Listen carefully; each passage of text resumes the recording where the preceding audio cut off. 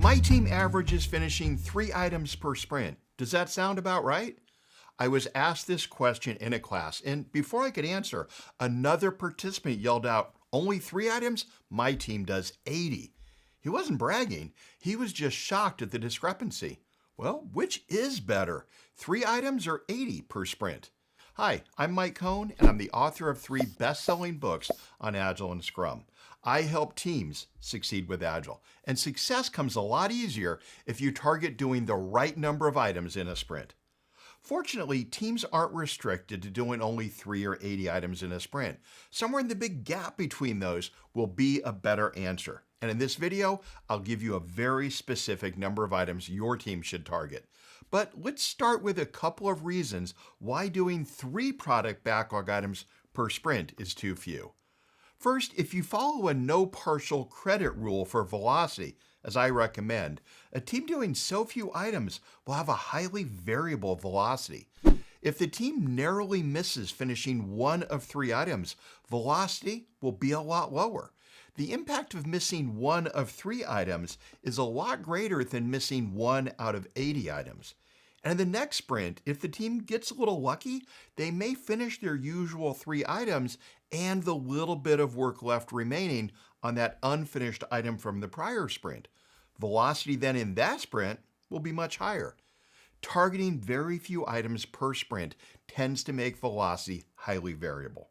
A second problem is that large product backlog items lead to large handoffs between team members. If a programmer is coding something huge, it may legitimately be a couple of days before that programmer feels ready to hand a preliminary version over for partial testing. Contrast that with a team doing 80 much smaller items. Programmers on that team will be consistently passing things along to be tested, even if they wait until they finish coding each of those very small items. These drawbacks don't mean you should swing to the extreme of doing a huge number of items per sprint instead. A team doing an excessive number of items in a sprint, like that team that averaged 80, will spend an unnecessary amount of time updating the status of those items in their backlog tracking software. Team members will also have to spend extra time coordinating work and managing dependencies on that many items.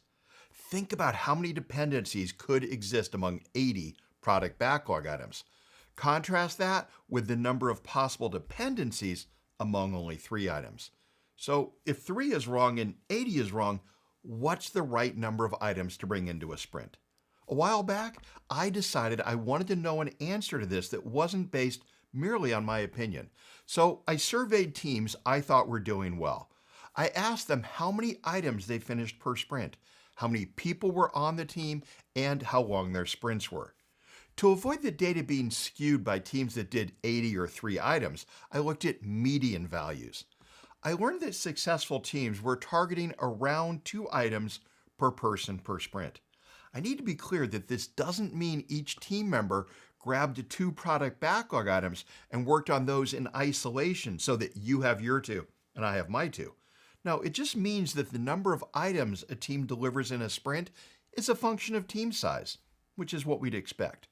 For example, a 5-person team would target around 10 items in its sprint, and an 8-person team would target around 16.